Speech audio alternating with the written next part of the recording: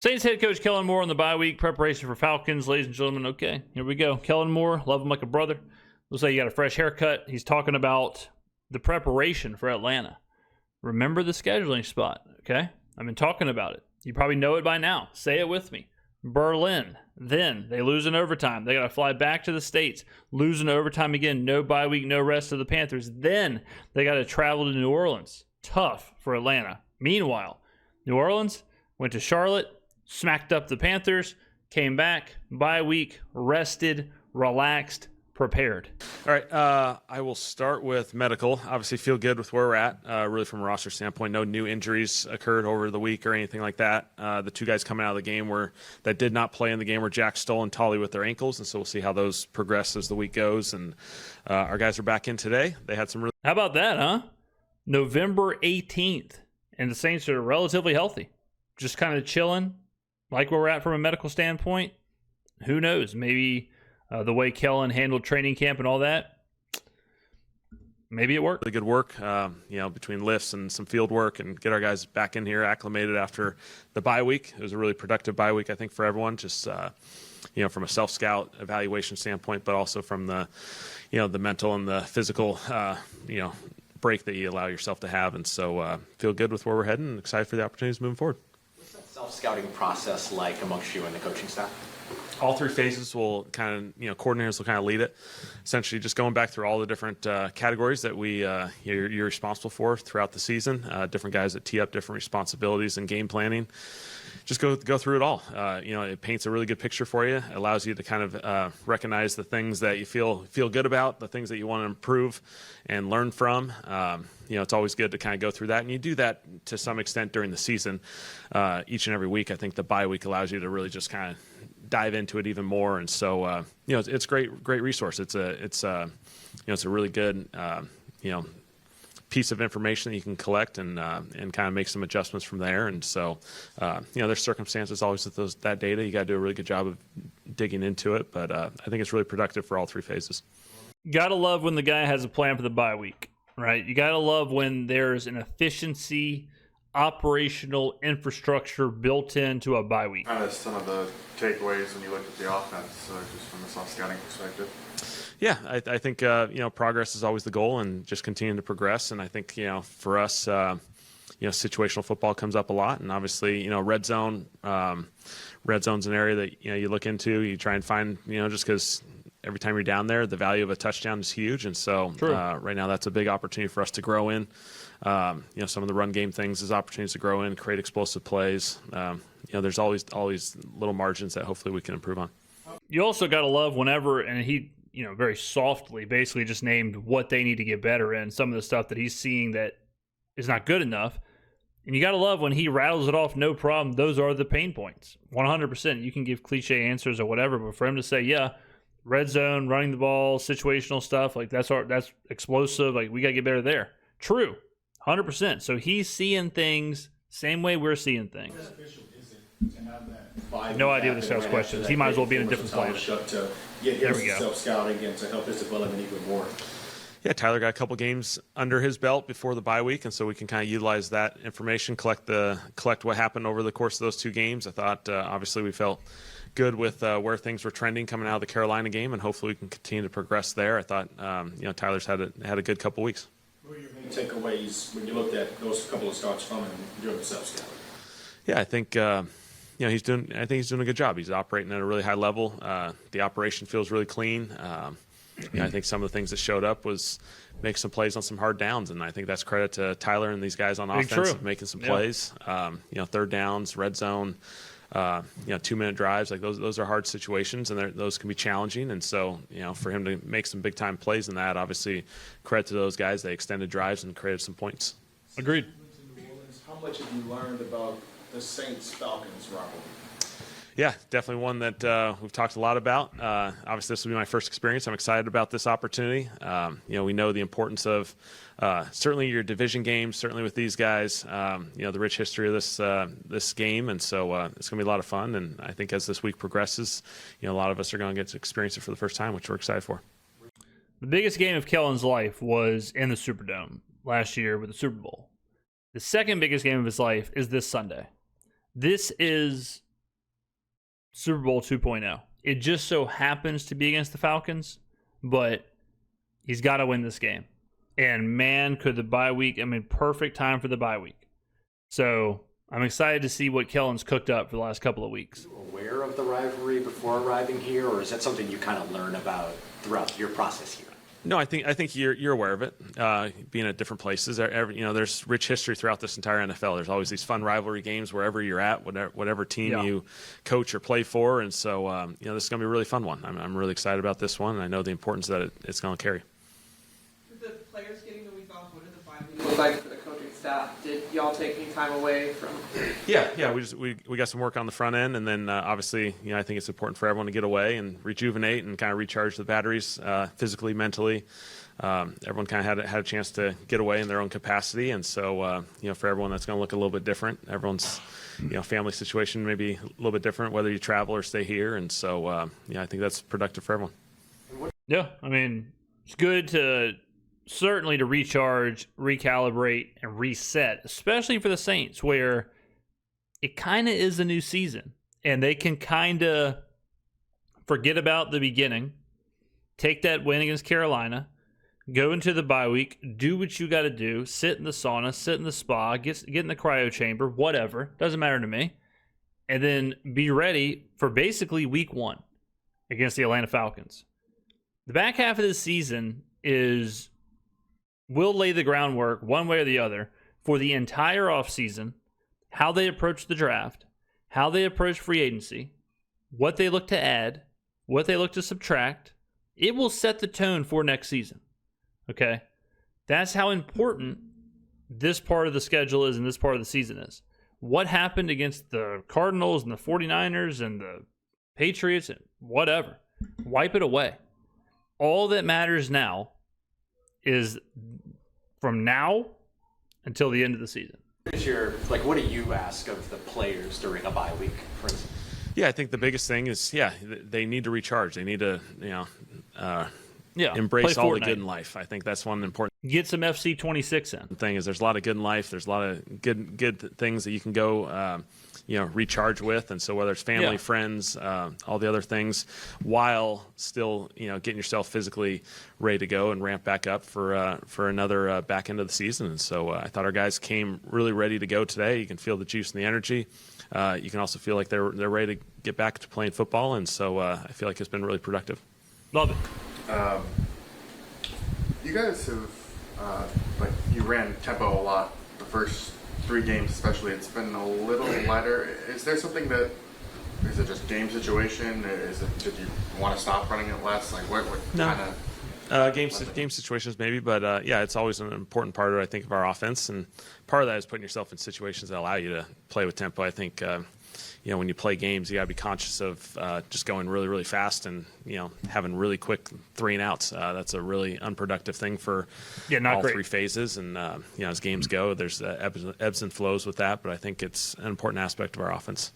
It's a chess match, and that's how the NFL is played now. The NFL now is played on a per play basis, where you have to be ready to pivot, all that stuff, every single play, to figure out the game state, figure out the whole situation, and then act accordingly. So this offense has an identity after when you went back and watched it, like our core elements you noticed that you wanted to implement and did so. How did that? I felt like our run game. I felt like there was some consistency in that this past week. I thought that was awesome, and it takes all 11. I thought the offense line was coming off the ball. Alvin and the backs, I thought there was some physicality in that run game. I think the perimeter guys, it takes those guys to create those big-time runs. And so I love that. I feel like the run game's starting to come alive. We got to progress there so we can build that opportunity where we can play in this run game, action game, movement game on first and second down. Ultimately, that's what we want to be. Bryce Young yesterday did it for over 400 yards. What does that tell you about your defense that you prevented him from doing that and coming off that performance? Yeah. We call that an anomaly, ladies and gentlemen. I wouldn't put too much into Bryce Young throwing for 450 yards with a 6-yard ADOT, but our defense, I felt like our defense played well in that game. Did a really good job of keeping a roof on it, preventing the big plays, and I thought our guys just played really, really fast and physical football. And it's the NFL, and every week's a completely different challenge, completely different battle that you have to create. And every game's different. Every game turns out to be a little bit of a different narrative, and so you got to be able to play these different styles and overcome a challenge here and there. And so, credit to those guys in Carolina. Bryce responded really well. He played really well against these guys, made some big time plays, got the victory, and so now there'll be another challenge for us as well. Trivia: since 1952, who has the most passing yards in a game in NFL history, or in the NFL? Since 1952, who has the most passing yards in a game? Anybody? 1, 2, 3. Matt Schaub. There you go. You mentioned ahead of just go back to the run game real quick. You mentioned before the Pop quiz number 2. Matt Schaub. What college did he go to? 1, 2, 3. Virginia. Carolina game about the importance of blocking as a unit, or protection as a unit as opposed to individual. Did you see a better sort of unification in the run game on Sunday? Yeah, a couple weeks ago, whenever we last played. I felt like it was a much cleaner operation. I think you didn't see the negative runs. I felt like we were, there was those 3 and 4 yard runs, which keep you at least on course, and I think that's a key to the run game is you got to keep yourself on course, and then eventually we create those explosive opportunities. And True. I think there was a good mix of them, whether they be with some tempo plays, some huddle calls. I felt like our guys just battled really, really well in the run game. It allowed us to play more mixed down first and second down football with some of the action game and some of those things.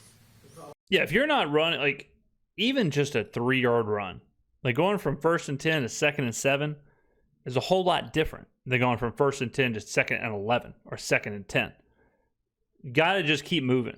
Got to keep just, 3 yards, 4 yards, whatever. And then the run game can be a part of the offense. But Kellen has shown, like, if it's not there, he is not just going to go and run on 1st down and set himself up for 2nd and 10s. He will do something else. So, yeah, against Carolina, the run game was a huge part of the offense. Going to be without Michael Penix, and it's believed that Drake London is also going to at least miss this week. How do you approach that with them missing 2 of them? Watch this absolute class right here. I guarantee you the first thing Kellen says is, well, you hate to hear about an injury. You never want a player to be hurt, whatever. Top offensive guys. Yeah, we'll see how all that progresses. Obviously fortunate for them. They have, Kirk as a backup quarterback who, in this league's been one of the top guys for a really, really long time. And so, they got to feel fortunate to have Kirk available and ready to go if that circumstance presents itself. They're a really deep offense. They've invested a lot on that side. Obviously, they still have one of the best running backs in this league. That's going to have a huge impact on this game. And so it'll be a lot of fun. All right, never mind. Does, if at all, My fault. change going up against a young quarterback that was kind of getting his first exposure to the league, and then now a veteran quarterback that's kind of seen it all? Yeah, it changes completely. Mostly because Cousins is ass. Well, I think you're reaching that point where Penix has played quite a bit of football now over the course of last year, back in last year and this year, and so he's kind of reaching that threshold where he's almost played a full season. Kirk's seen a lot of football. He's got a great understanding of this game, as well as any quarterback in this league. He's going to challenge you because he's going to have a great feel for what you're doing defensively. And I think it goes back to our guys playing really good fundamental football, playing really tied together. I just thought going back to the Carolina game for our guys specifically, the way our guys competed, but the way our guys were just connected, I thought was a really, really good example playing complementary, team-oriented defense football. The plays that, when a guy makes a play, usually there's 2 or 3 other guys that had a huge impact on it as well. And so it's going to take a group effort. Whoever plays quarterback for them, obviously they're two really talented players. And so stylistically they may have a few differences here and there, but we'll have to prepare for both. Metrics can be really hard for showing the performance of offensive linemen from the outside, from trying to grade on the outside. But with Kelvin Maggs, what's your best way to gauge when you think he's doing well? What do you look at, and what is your review of him so far this year? Yeah, I feel awesome. I think he's been good. About Kelvin. Yeah, I think he's been really good. When you play left tackle in this league, I think he does a really good job of being assignment sound. He plays some really hard downs. We call these, certain situations just hard downs. The left tackles in this league have hard downs. They have third downs where they're one-on-one with really good rushers. Well, the hard thing, too, with the Saints this season has been that because the team was struggling and they were down a majority of the season, the defensive line and the defensive ends are teeing off. Like, they know they're throwing. They know, hey, they're down 3 scores. All they can do is throw. They ran the ball 6 times this game. So those defensive ends are letting it fly. So even as hard as it already was, Banks is basically dealing with just the hardest version of playing left tackle, where you get defensive ends who know exactly what's happening. It's different than some of the other positions. You know, on the offensive line, you're going to be in a little bit of a one-on-one situation, and so you're going to play in some more challenging situations than other people. I thought he's done just a really consistent job throughout this entire season. And the awesome thing I think about Kelvin is when you see something come up that maybe didn't play out the way he wanted to, you don't see the same mistake a second time. You see him react and make an adjustment, you know, within games, the next week, so on and so forth. And his demeanor is just really, really special to me. This league, there's really talented players, and someone may get you. And then he doesn't let it bother him one bit the next play. He responds the right way. And so the best thing about a top 10 left tackle draft pick / rookie is when you're not talking about him. And no one's talking about Kelvin Banks. That is a great way to grade how good he's been. Because that's the focus of everything. Is, they took a rookie 9th overall. He's playing left tackle. He's playing against whoever this week. Let's see how it goes. The fact that he's just kind of flying under the radar, some people just kind of forgot he's even out there.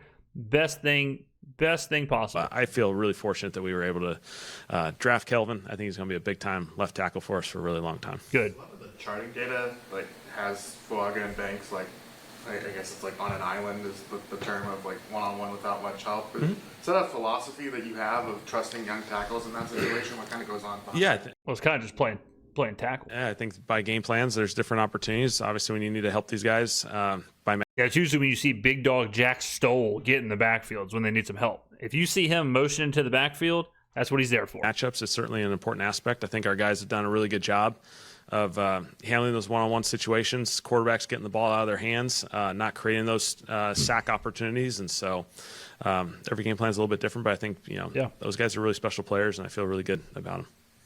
How do you contextualize things like pressure numbers, for instance? I think a lot of people will throw up this player allowed this many pressures and that means this. How do you actually contextualize that on your end? Yeah, obviously it's a data point, so you're always going to try and collect as many data points as you can as you're. I mean, doesn't he sound like me? How many times have y'all heard me say exactly that? Look, listen, I don't want to be that guy, but there's not a doubt in my mind Kellen watches the show. Not a doubt in my mind. I've seen him say too many things. I've seen it with my own eyes, where I've seen him say and do too many things, and it's like, I don't know. Maybe he's watching the channel. If I had to bet, I would bet he's watching the channel. Game planning or, evaluating what you're doing on offense or as a team in general. And so it's an important aspect. I think our guys, I think there's a combination from a pressure standpoint of quarterback play, offensive lineman, obviously on an individual one-on-one standpoint. But I feel like our guys are progressing well, and I feel really good about these tackles. Are there times where, you talk about collecting data points, so there's the total number, but then if you look at them individually, you might find that are all pressures created equal, or do you find times where it's that has more to do with this than that? Yeah, I think there's some contextual things. I think just like our self-scout, we can just throw a bunch of numbers up there and say we have this many sacks, and then, okay, let's look through all these sacks. What situations are we creating ourselves? What situations are we putting ourselves in? Are there a lot of, unfortunate big leads or, second and long situations, second down has a few more sacks than we'd want, but part of that is, okay, we're looking at the numbers and, okay, there's second and 10s and 12s in here that, okay, now let's go back to how can we avoid these situations, put ourselves in better. Again, this is wild. I feel like I'm talking in the mirror. This is nuts. I feel like I'm sitting here talking to myself. I was just about, I let him go a little bit there, but what I was going to say is the way you should, and I've told you all this before, the way I would look at a data point if I had all the time in the world is I would take it and then I would go find the play and then track the context. Like interceptions. Not all interceptions are the same, right? An interception with 2 seconds left on the clock at the end of the half where you just huck up a Hail Mary and it gets intercepted in the end zone, that is very different than, 1st and 10 in the, second quarter, and you throw an out route and you don't see the cornerback and you throw it right to the corner. That's very different.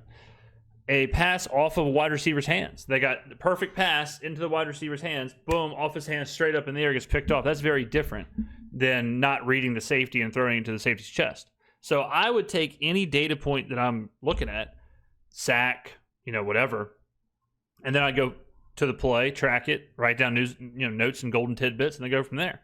We saw a sack that Kelvin Banks gave up during the draft process. One of his only sacks given up was on Quinn Ewers. 100% on Quinn Ewers. Yeah, it went down as a sack, but that should have been on the quarterback. More favorable situations, and so it's all really good information for us to collect and put ourselves in better situations moving forward.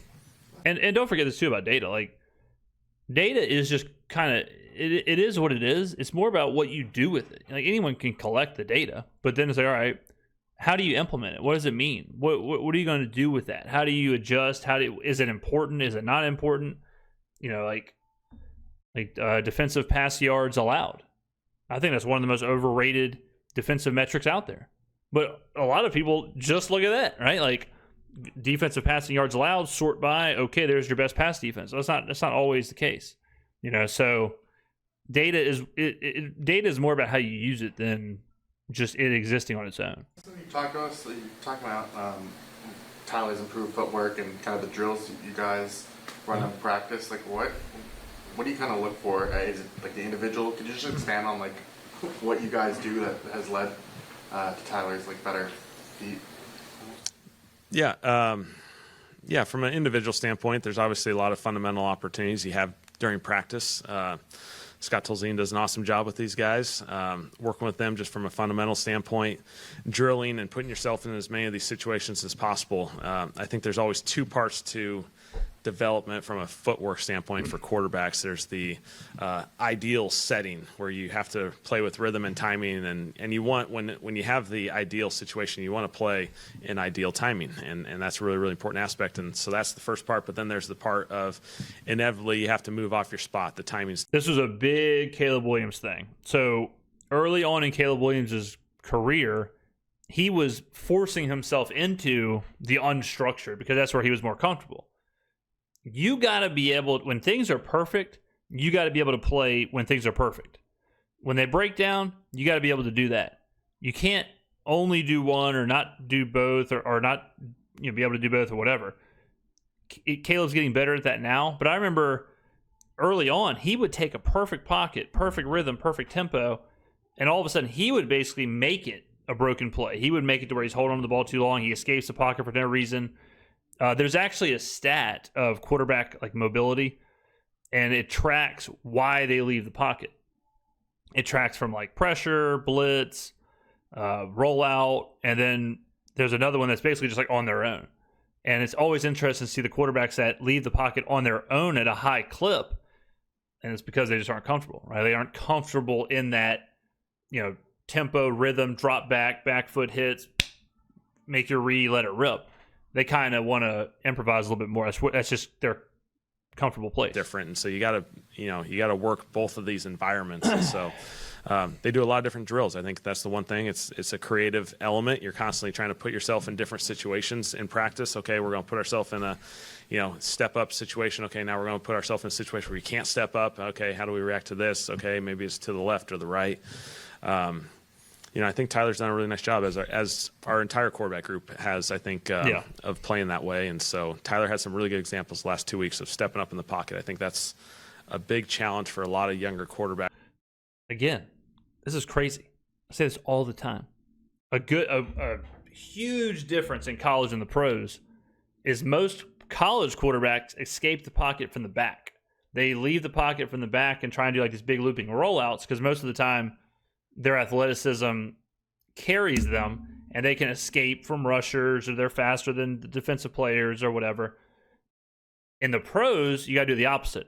You got to climb the pocket and you got to escape from the front. And you see this all the time. If quarterbacks start looping backwards in the pros, the play is dead. The defensive players are too athletic.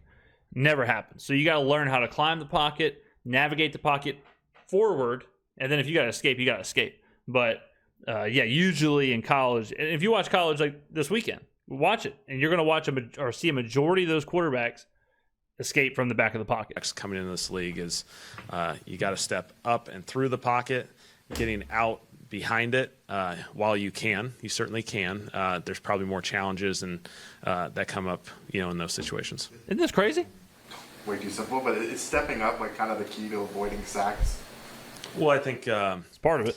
I think it's the cleanest opportunity, but it takes everyone being tied together. I mean, obviously, we need the interior of the offensive line protecting at a really high level that allows you to create that pocket to step up, keep your eyes downfield, make really good decisions. I think, obviously there's been some progress there, I think, in a positive manner. To the point of having that ideal timing, obviously not all the time, so much was made of his play out of the structure of the offense against Carolina. When you're evaluating a quarterback, how important is it to see it work within the structure of the offense as well? Super important. Super important. I mean, you got to be able to work inside the structure. It is great to be able to improvise, work outside of the structure, whatever, but especially for someone like Kellen, whose offense is all tempo, rhythm, whatever, you got to be able to do that. Yeah. Again, kind of talking about those two environments. I think it's important that guys got to be able to execute in both environments. There's an element of when things are perfect. Yeah, we want it to go well and be clean and execute when that opportunity presents itself. But at the same time, the best quarterbacks in this league have an off-schedule component of them. For sure. Look at all these guys, their ability to play off schedule and make plays in those situations. Credit to Tyler and our guys of making certainly some big time plays in this past game in those settings, and I think that leads you to extended drives, big plays, and ultimately points. True. Yeah, last week and said Mickey's not going anywhere. I'm just wondering what that does for you as your coach and your relationship with Mickey, and knowing that he'll be here for the future, and what that does for your guys. Pretty good question, and there's no doubt, the hallmark of a good team or organization is everything's just the same. It allows itself to build. It allows itself to have a foundation and to grow and to build something or whatever. Constantly getting rid of GMs, coaches, quarterbacks, whatever, it just introduces this constant chaos. I mean, think about if you work somewhere. If your supervisor changed every 6 months, you wouldn't know what the hell was going on, right? Every 6 months, you're learning somebody else, learning new rhythm, learning new practices, learning new whatever. In order to really thrive as a company, organization, business, team, is to have some kind of just foundation. So if Kellen's building something, it's pretty obvious, right? The best thing for it starts at the bottom. The best thing for Tyler Shough is for Kellen to stay as the head coach. The best thing for Kellen to stay as the head coach is Mickey Loomis, right? It's all the same. That's what's going to give Kellen the best chance to succeed, is if Mickey, who brought him in, believes in him, supports him, is there to just keep giving him resources and whatever. And then the best thing for Tyler is that Kellen, the guy who drafted him, the vision, all that stuff, to just keep learning from him. So as it just strips down. But if any of that changes, it throws a huge variable into it, right? If Mickey and Tyler stay there, but Kellen is replaced by Ron Rivera, it's okay, well, now that changes the locker room, changes what Tyler's learning, changes this, changes that, changes it's just an added wrinkle that doesn't need to happen. So for Kellen, understanding, and I'm sure he heard this before he was hired, because everyone knew the Saints were rebuilding, but to know all I got to focus on is my job, all I got to focus on is building something here, takes a lot of pressure off. Relationship. Yeah, I've had a great opportunity to work with Mrs. Benson and Mickey and the rest of our leadership, and I think again, it's always important to have a plan and to be able to build it together collectively. And so I think we have an awesome group here. It's a group that allows us to kind of build it in a really clean manner that leans on certainly the experience of Mickey's and a number of our personnel guys has been awesome for us to utilize. And so, I'm excited for where we're going. I'm excited, the way our guys have handled some challenging situations early in this year to navigate that, to come out. And, we got some awesome opportunities moving forward with some, 4 division games, the back end of the year, some other big time opportunities. I'm excited for where our guys are continuing to grow with. The word rebuild often, carries sort of this dirty word reputation a lot. I love it. But, in the situation that you all are in, what are some of the signs of optimism for you that this process is going in the right direction and that the vision is clear? Yeah, I think our guys are growing, and I think that's an important aspect of this thing is, it's always important to see a team grow together, and there's different ages and different situations for all these players. For our veterans to continue to battle the way they've battled, to see DeMario and Cam and all those guys, the way they played on defense, last week was really, really special. And I think it shows the character and the focus that our guys have had each and every week. And so then you flip to the other side and see some of these younger guys that are having opportunities to play and battle and grow each and every step of the way. And to see them kind of take those little steps each week is exciting for me. And so, I'm excited for our guys, excited for the opportunities moving forward to continue to stack this thing and put ourselves in a really good position. I mean, true. Like that is 100% a good sign, is if you're just getting better. And right now, on almost the end of November, Saints are starting to hit their stride. Everyone's seeming to come together at the same time. Like, the rookies have seemed to catch up with the rest of the roster, and it just seems like it's all kind of flourishing right now. It's all just kind of, all right, we went through whatever, and now we're taking these baby steps, and now we're getting higher up there. And I mean, testament to Kellen, testament to the coaching staff. Coach, there's a new look with Rashid and the offense now. What are you liking from the offense coming out of the bye as a whole, stepping in? Yeah, I think it's great opportunities for some of our younger receivers.